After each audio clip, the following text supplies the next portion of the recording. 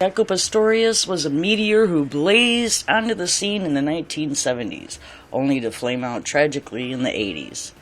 With a brilliantly fleet technique and fertile melodic imagination, Pastorious made his fretless electric bass leap from the depths of the rhythm section into the front line with fluid machine gun-like passages that demanded attention.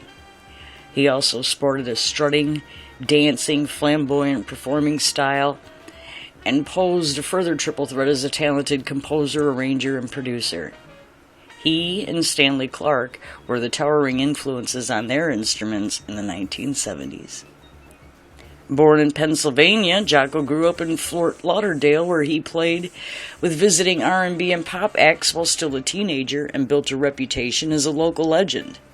Everything started to come together for him quickly once he started playing with another rookie fusion meister, Pat Metheny, around 1974. By 1976, he'd been invited to join Weather Report, where he remained until 1981, gradually becoming a third lead voice along with Joe Zawinul and Way Shorter. Outside Weather Report, he found himself in constant demand as a session man and producer, playing on Joni Mitchell, Blood, Sweat and Tears, Paul Bley, Borelli Legrini, and Ira Sullivan albums.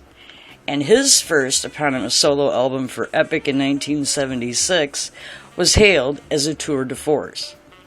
From 1980 to 1984, he toured and recorded with his own band, the innovative Word of Mouth, that fluctuated in size from a large combo to a big band.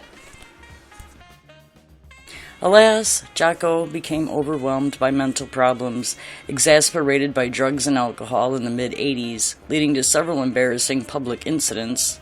One was a violent crack-up on stage at the Hollywood Bowl in mid-set at the 1984 Playboy Jazz Festival, and such episodes made him a pariah in the music business, and toward the end of his life, he'd become a street person, reportedly citing in drug-infested inner-city hangouts. He died in 1987 from a physical beating sustained while trying to break into the Midnight Club in Fort Lauderdale. Almost totally forgotten at the time of his death, Jaco was immediately canonized afterward. Marcus Miller wrote the tune Mr. Pastorious in his honor, as have many others over the years. Since Jaco's death, there have been numerous posthumously released albums featuring previously unheard live and studio recordings. In 2015, the bassist was also the subject of the documentary film Jaco, produced by bassist Robert Trujillo from Suicidal Tendencies and Metallica, and Pastorius' oldest son, John Pastorius IV. Thank you for watching.